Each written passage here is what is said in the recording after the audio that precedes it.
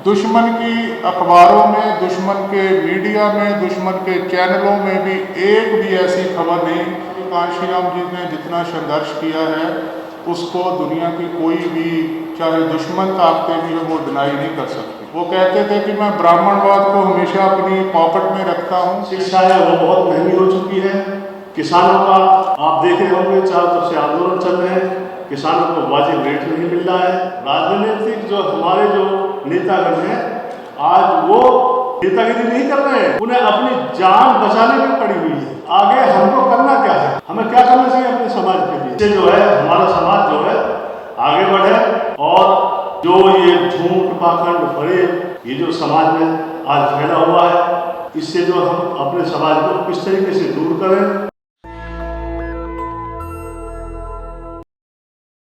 जो विषय इस कन्वेंशन में रखे गए हैं उस पर हमारे जो सीनियर एडवोकेट्स हैं ऑनरेबल सुप्रीम कोर्ट में और ऑनरेबल हाई कोर्ट्स में प्रैक्टिस करते हैं, जहां पर कॉन्स्टिट्यूशन की इंटरप्रिटेशन होती है, और उन विषयों पर मैं खुद उनसे सीखने आया हूं आज, क्योंकि इन विषयों पर उनकी ज़्यादा मास्टरी है, क्योंकि वो हर रोज़ डील करते हैं ऑनरेबल कोर्ट्स में इन विषयों पर। सो मैं माननीय कांशीराम साहब जी के कुछ शब्द उनके बारे में बोलना चाहता हूँ।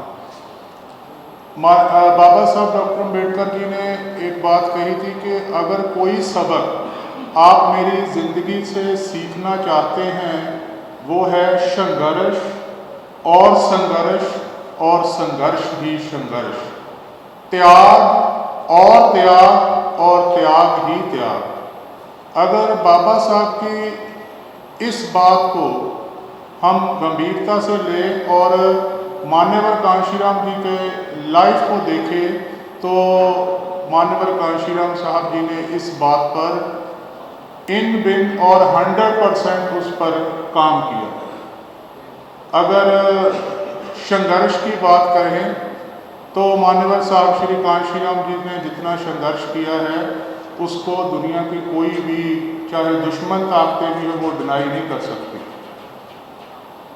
4200 किलोमीटर साइकिल चला के इस देश के हर गली मोहल्ले कूचे में इस देश के मूलवासी बहुजन समाज में सोशल अवेयरनेस लाने का काम मान्यवर साहब श्री कांशीराम जी ने किया।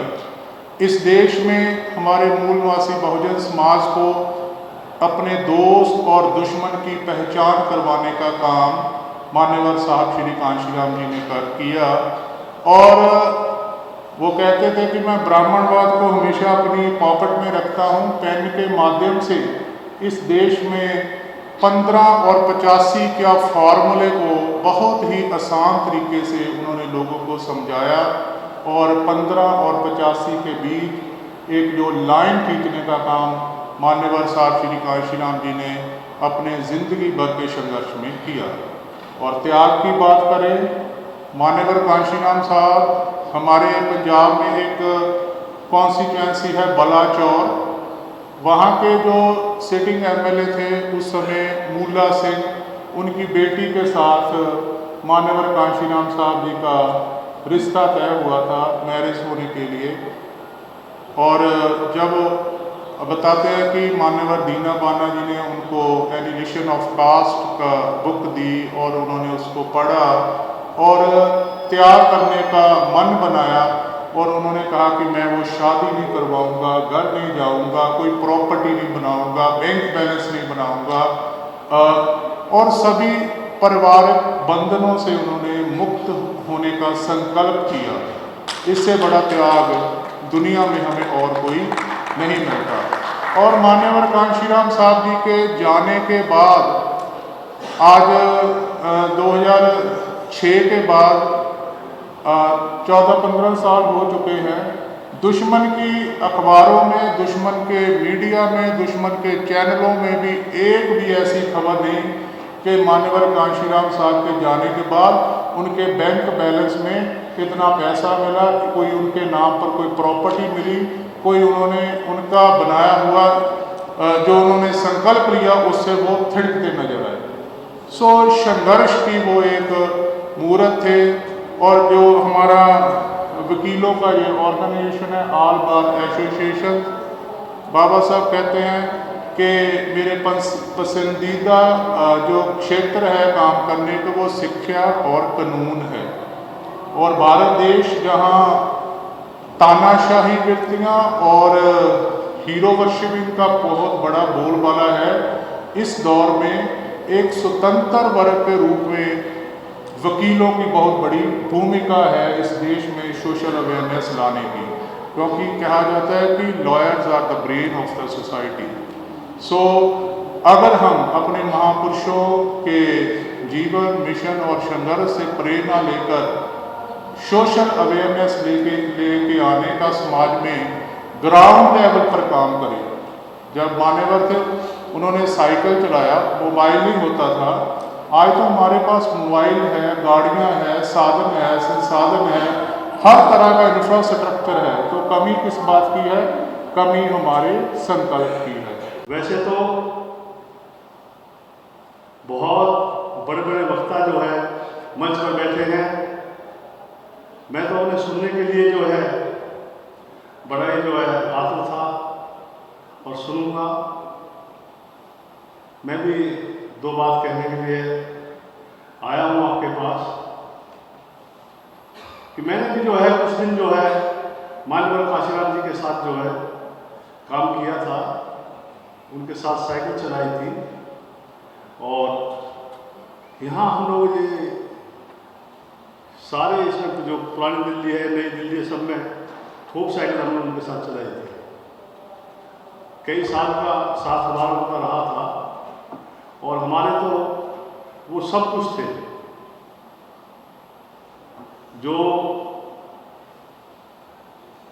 उत्तर भारत में अंबेडकर जी को लाने वाले वो माननीय काशीराम जी थे। उस समय तक सन 80 तक जो है डॉक्टर साहब को उत्तर भारत में बहुत कम लोग जानते थे। तो सबसे बड़ा श्रेय जो है डॉक्टर साहब को स्थान दिलाने का जो है, सुप्रीम स्थान दिलाने का काम जो है माननीय काशीराम जी ने किया। उन्होंने जगह जगह छोटी छोटी सभाएं की, उनका लिटरेचर छापा, उनकी जो है जो जीवन की जो सारी बातें थी वो सब उत्तर भारत में फैलाई। उससे क्या हुआ कि जब तक जो है माननीय काशीराम जी जो है महाराष्ट्र के सीमित थे, डॉक्टर अंबेडकर साहब जो है वो महाराष्ट्र की जो है जानते थे लोग, उत्तर भारत में जानने का जो सौभाग्य जो है वो माननीय काशीराम जी को जाता है। उससे पहले एक बड़ा गुमनाम नाम है लल्लई सिंह यादव। उन्होंने भी पूरे आजीवन जो है अविवाहित होकर, शादी तो उनकी हो गई थी, उनकी पत्नी की डेथ हो गई थी, उसके बाद में जो है उन्होंने भी जो है डॉक्टर अंबेडकर जी का बहुत प्रचार प्रसार किया। वो भी गांव-गांव जाकर के छोटी छोटी सभाएं, मीटिंगें और डॉक्टर अंबेडकर जी के छोटा पर्चा बनाकर जो है खुद जो थैले बना करके चलते थे और बड़े जमींदार के बेटे थे। और तब भी उन्होंने बहुत लोगों को इकट्ठा करके डॉक्टर अंबेडकर जी को उत्तर भारत में स्थापित किया। वो चाहते थे कि हम 1956 में ही जो है बौद्ध धर्म को अंगीकार कर लें, लेकिन उनको जो है वो सौभाग्य जो है डॉक्टर अंबेडकर जी के साथ नहीं मिला। उसके बाद में उनको जो है जो सच्ची रामायण थी जो उन्होंने लिखी, उसके नाम से जो है वो विख्यात हुए। उन्होंने बहुत मुकदमा लड़ा, उन्होंने साबित किया कि ये रामायण जो है ये एक काल्पनिक ग्रंथ है। उससे उनको जो है काफ़ी जो है प्रताड़ना भी झेलनी पड़ी, अपने परिवार की, अपने गांव की, अपने बिरादरी की। जब वो गांव में आते भी थे तो बताते हैं कि वो जो है एक वाल्मीकि के घर पर जाकर सोते थे, उनको अपनी बिरादरी से ही डर लगने लगा था। तो मेरा कहने का मतलब ये है कि ये कुछ ऐसे महापुरुष हैं जिन्होंने जो है हमको जो है ये प्रेरणा दी है कि हम जो है इकट्ठे रहें, संघर्ष करें और अपने लोगों के लिए काम करें। तो मैं यहाँ मन से ज़्यादा ना कह करके यही बात करूँगा, कोई ऐसा प्रोग्राम मनाया जाए।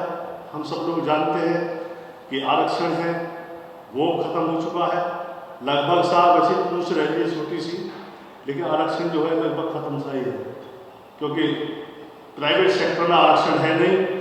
गवर्नमेंट की जो सर्विस है 50 लाख सर्विस जो वैसे ही खाली पड़ी है और सरकार जो है उनको भरने के लिए राजी नहीं है। वे जो सर्विसेज है, दलीप मंडल जी का मैं पढ़ता रहता हूँ, उनका भी यही कथन है कि बहुत 50 लाख से ऊपर जो है वो जो सर्विस है वो SC और BC की है, जो इन्होंने फिलअप नहीं की है।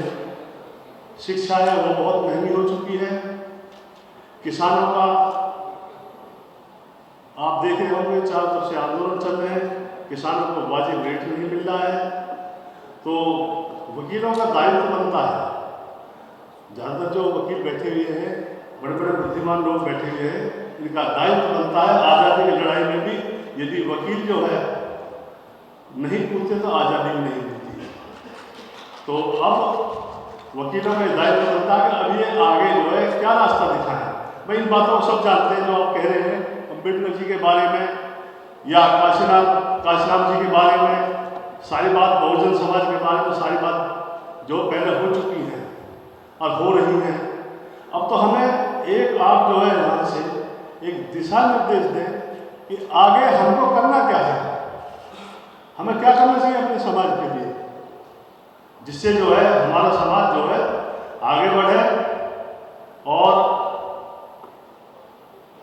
जो ये झूठ पाखंड फरेब ये जो समाज में आज फैला हुआ है, इससे जो हम अपने समाज को किस तरीके से दूर करें और जो सारे जो चाबियां होती हैं वो सत्ता के हाथ में होती हैं और सत्ता तक जो है अपने लोगों को किस तरीके से पहुंचाया जाए। ये नहीं जरूरी है कि आपको प्रधानमंत्री बनाए, राष्ट्रपति बनाए। सत्ता कई तरह की होती है, सामाजिक सत्ता है, आर्थिक सत्ता है, आपका राजनीतिक सत्ता है। तो आप जो है एक ऐसा प्रोग्राम बनाएं, सारे जो बुद्धिमान लोग बैठे हैं, और इससे बड़ा और समर्थन कहाँ से मिलेगा। बार एसोसिएशन जो है ये तो भाई, और सारे जितने राजनीतिक दल हैं और दूसरे जो सामाजिक संस्थाएं वो तो सब डरी बैठी हैं आजकल। केवल जो आज जो लड़ाई लड़ रहा है सड़क पर जो है किसान है या वकील है, तो वकीलों को और छात्रों को और किसानों को आगे आना चाहिए। राजनीतिक दल तो डरे बैठे हैं। आप ये कहेंगे वैसे ही जो हम झूठी मूठी बढ़ाई मारते हैं, राजनीतिक जो हमारे जो नेतागण हैं आज वो नेतागिरी नहीं कर रहे हैं, उन्हें अपनी जान बचाने में पड़ी हुई है। वो ED और CBI दुनिया भर के उनसे जो है जो इनकी जो प्रताड़ित करने वाली सारी संस्थान उनसे डरे बैठे हैं। तो वकीलों का बहुत बड़ा दायित्व बनता है आज सड़क पे आने का, विरोध करने का वकीलों का दायित्व बनता है और आना चाहिए। कोई मैं यह मन से जो आग्रह करूँगा कि कोई ऐसा प्रोग्राम बनाया जाए जिससे जो है हमारे समाज को लाभ मिले। जय भीम, जय समाज। नेशनल दस्तक की आपसे गुजारिश है कि अगर इसको बचाना चाहते हैं तो नेशनल दस्तक को सब्सक्राइब करने के लिए रेड कलर के सब्सक्राइब बटन को दबाएं, फिर बेल आइकन की घंटी दबाएं। नेशनल दस्तक को बचाने के लिए बहुत ज़रूरी है कि हर खबर को शेयर करें, लाइक करें, कमेंट जरूर करें।